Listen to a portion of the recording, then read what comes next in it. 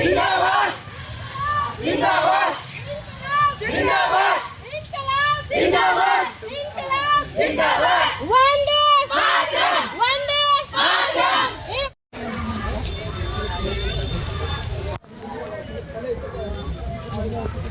भारतीय संविधानाचा भारतीय संविधानाचा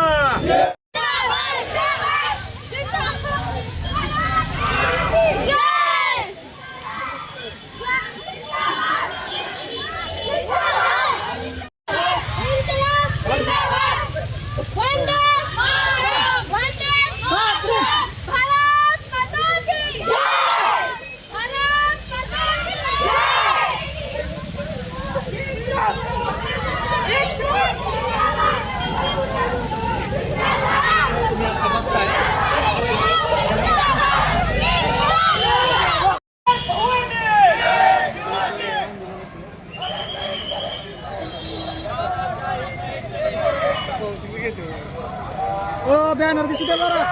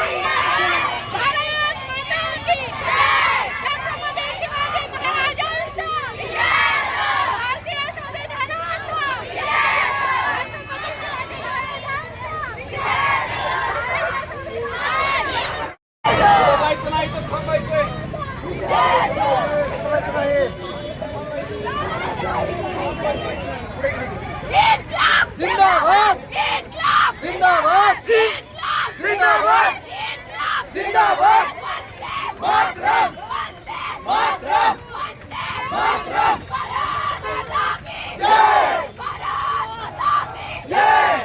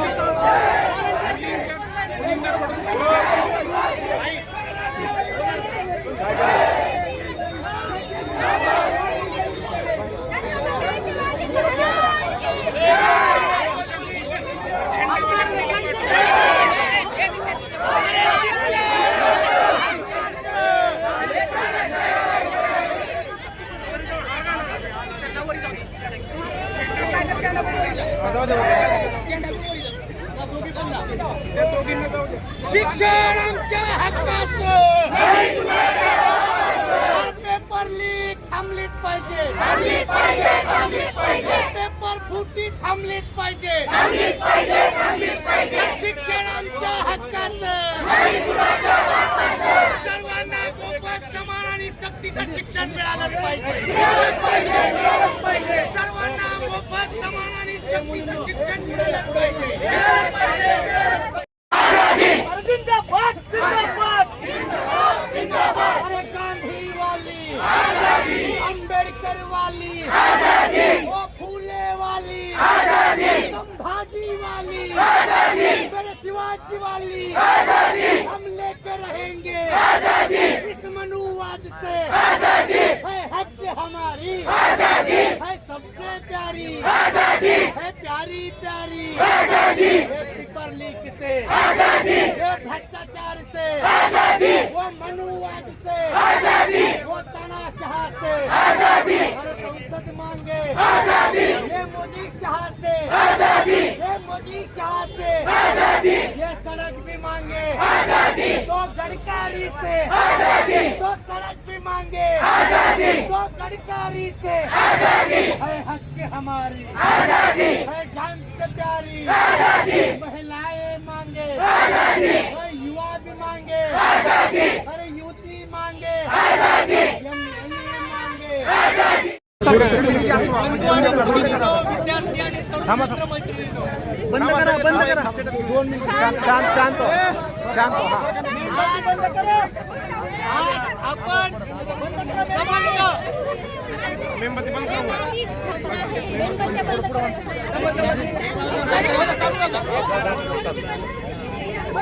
आज आपण सर्वजण मिळून संबंध धाराशिवकरांच्या वतीनं आपण सर्व प्रगतीशील विचाराचे संविधानाला मानणारी सर्व तरुण मंडळी बंधू भगिनींनो, आज आपण जो मार्च या ठिकाणी राजमाता जिजाऊ साहेबांच्या स्मारकाला अभिवादन करून, छत्रपती संभाजी महाराजांना अभिवादन करून, गाडगे बाबांना आणि डॉक्टर बाबासाहेब आंबेडकरांना अभिवादन करून, कुळवाडी कुलभूषण बहुजन प्रतिपालक लोकराजे छत्रपती शिवरायांना अभिवादन करत आपला हा मार्च या ठिकाणी आपण आणलेला आहे. आज हा मार्च आपण सर्वांना एकत्रित करून काय यावं या ठिकाणी लागलं त्याचं कारण आपल्या सगळ्यांना माहिती आहे. आपण गेली 20 दिवस झालं सोशल मीडियावर आणि मेन स्ट्रीम मीडिया, गोदी मीडिया सोडता इतर सगळ्या मीडियावर आपण 20 दिवस झालं एक आंदोलन अनुभवतोय, बघतोय. आपल्या या मराठी मातीतील एक युवक दिपके, अभिजित दिपके नावाचा युवक,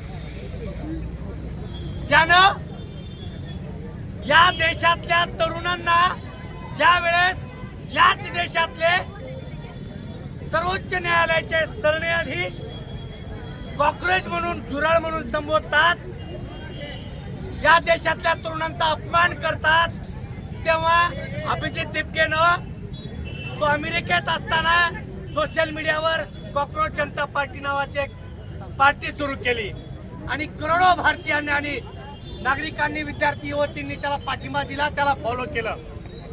तो भारतात आला आणि भारतात आल्यानंतर त्याच्या सोबत जे काही घडलं ते आपण सर्वजण अनुभवतो आहोत. महाराष्ट्रातल्या वेगवेगळ्या शहरामध्ये पेपर लीकच्या विरोधामध्ये आंदोलन झालं. नीटचा पेपर 2-2 वर्ष अभ्यास करून माझ्या बंधू आणि भगिनींनो, विद्यार्थी मित्र आणि मैत्रिणींनी 2-2 वर्ष काबाड कष्ट करून नीटचा पेपर दिला आणि पेपर दिल्यानंतर समजतं या पेपर अगोदरच लीक झालेला आहे. या देशासाठी शर्मेची बाब आहे, आपल्या सर्वांसाठी शर्मेची बाब आहे. आणि म्हणून सोनम वांगचुक नावाचा एक सायंटिस्ट, गाव खेड्यात राहणारा वाढणारा सायंटिस्ट अभिजित दिपके सोबत उभा राहून या पेपर लीकच्या विरोधात आंदोलन पुकारतो आणि गेले 22-23 दिवस दिल्लीच्या जंतर मंतरवर उपोषणासाठी बसतात. परंतु 200 मीटर अंतरावर संसद आहे जंतर मंतर पासून. आम्ही अनेक वेळा ऑल इंडिया स्टुडंट फेडरेशनच्या वतीनं, वेगवेगळ्या संघटनांच्या वतीनं तिथं आंदोलनं केलेली आहेत. 200 मीटर जंतर मंतर असताना सरकारमधला एकही प्रतिनिधी या सायंटिस्ट सोबत, या वैज्ञानिकासोबत चर्चा करायला येत नाही. ही वेगळी गोष्ट आहे. या सरकारचा आणि विज्ञानाचा काहीही संबंध नाही. त्यांना विज्ञान माहित नाही. सातत्यानं विज्ञानाच्या विरोधी वागताना हे सरकार दिसतंय. त्याच्यामुळे वैज्ञानिक सोनम वांगचुकचं महत्व यांना कळणार नाही. परंतु त्यांचं काय महत्व आहे, ती काय प्रॉपर्टी आहे, देशासाठी काय गरजेचे आहे हे इथल्या विद्यार्थ्यांनी तरुणांना जाणलं. आणि कालच्या 20 तारखेला अभूतपूर्व असा मार्च, लाखो विद्यार्थ्यांनी तरुण जंतर मंतरवर एकत्रित झाले. ते कोणा एका धर्माचे नव्हते, ते कोणा एका जातीचे नव्हते, ते विद्यार्थी आणि तरुण होते, बेरोजगार होते. विद्यार्थी आणि तरुण हीच त्यांची जात आणि हाच त्यांचा धर्म समजून त्यांनी या सरकारच्या विरोधात एल्गार पुकारला आणि 20 तारखेला संसदेवर मार्च काढला. सोनम वांगचुकला 2 दिवस अगोदर अटकेत घेतलं. कोणतीही सूचना नाही, कोणतीही परवानगी नाही, बेकायदेशीर त्यांना अरेस्ट केलं आणि हॉस्पिटलाइज केलं. त्यांचं उपोषण अजूनपर्यंत सुरू आहे. त्यांचं उपोषण सोडलं गेलेलं नाही. त्यानंतर दिप्त्या उपोषणाला बसला. महाराष्ट्रातले अनेक पुढारी, अनेक नेते, सामाजिक कार्यकर्ते, फिल्म स्टार कोणते लक्षात घ्या. नसरुद्दीन शहा, शबाना आझमी, सौच्या प्रकाश राज, दक्षिणेतले हिरो आणि आताचे नव्यानं विजयचे मुख्यमंत्री सीएम झालेले थालापती, हे हिरो तिथं गेले. मराठीतल्या काही प्रहाद जोशी, अभिजित कुलकर्णी यांच्यासारख्या ऍक्टरनं आपली संवेदना सोशल मीडियातून, कवितेच्या माध्यमातून प्रकट केली. परंतु मेन स्ट्रीम मध्ये जे हिरो आहेत त्यांची नावं आपल्याला मुखपाठ आहेत, त्यांचे पिक्चर आपल्याला पाठ आहेत. आजपासून ठरवा आपला खरा हिरो कोण, सोनम वांगचुक की हरामखोर जे त्यांना पाठिंबा द्यायला सुद्धा आलेलं नाही, ते आपण ठरवलं पाहिजे. ज्यांच्या जीवावर, ज्यांनी हजारो कोटी रुपये कमावले आपल्या तरुणांच्या जीवावर, आपल्याला लाठी हल्ला झाल्यानंतर हे आपलं समर्थन करत नाहीत, आपल्याला पाठिंबा देत नाही. आज नव्यानं शर्मेची बाब आहे. मी एक वकील आहे, जबाबदारीनं बोलतो. या ठिकाणी अनेक वकील आहेत, जबाबदारीनं बोलतो. कॉम्रेड गोविंद पानसरेंनी सांगितलं होतं, सर्वोच्च न्यायालय म्हणजे सर्वोच्च शहाणपण नव्हे. हे लक्षात ठेवा. काल लाठी हल्ला झाल्यानंतर आज तेच न्यायाधीश विद्यार्थ्यांना आणि युवकांना धुरळ म्हणतात. ते म्हणतात की लाठी हल्ला झालेल्या विद्यार्थ्यांचे फोटो आणि व्हिडिओ बघायला आम्हाला वेळ नाही. मग सांगा तुम्हाला काय बघायला वेळ आहे? त्या सगळ्या गोष्टी आम्ही तुम्हाला दाखवायला तयार आहोत. इथला विद्यार्थी, इथला तरुण जागा झालेला आहे. काल तुम्ही बघितलेलं आहे, तुम्ही सांगितलं की आमची छाती 56 इंचाची आहे, परंतु या तरुणांची आणि विद्यार्थ्यांची छाती किती इंचाची आहे ते तुम्ही काल बघितलं. ज्यावेळेस हा तरुण, या मराठी मातीतला तरुण ज्यावेळेस दिल्लीच्या तख्ताला धडका देतो, त्यावेळेस हुकुमशहाला सुद्धा मागच्या गेटनं या मोदीला पळून जावं लागलं.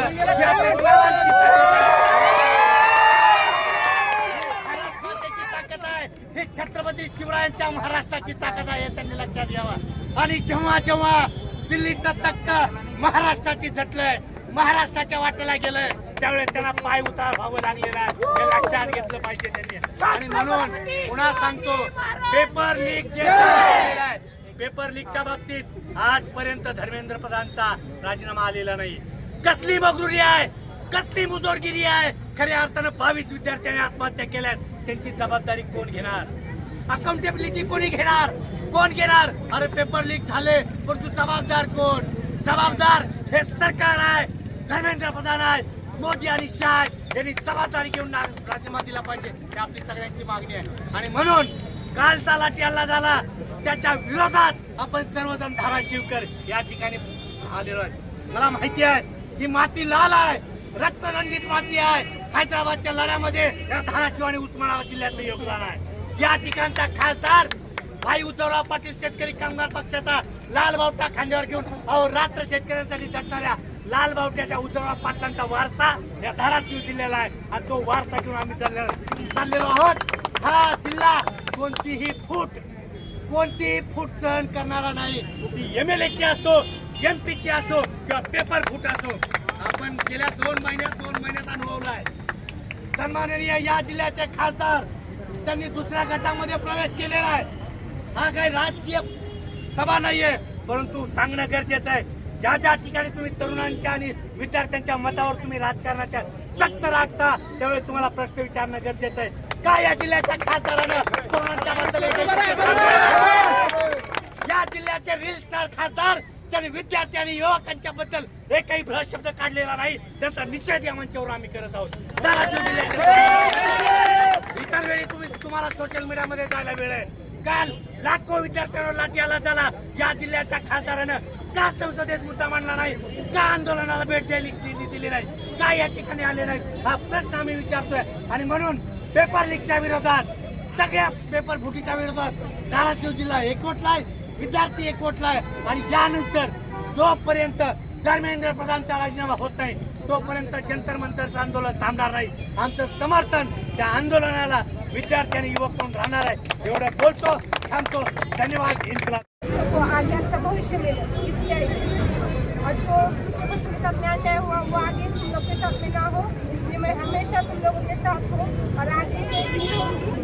और हाँ, जब जब तक राजीनामा मिलता नहीं तब तक मेरा भी संघर्ष चालू रहेगा उनके सपोर्ट में। और यहाँ पे मैं भी और वापस से चालू करने वाली हूँ, तो आप सब मेरा सपोर्ट के लिए आओ वापस स्पेशल कार्यालय के सामने। शिवकरांना नमस्कार।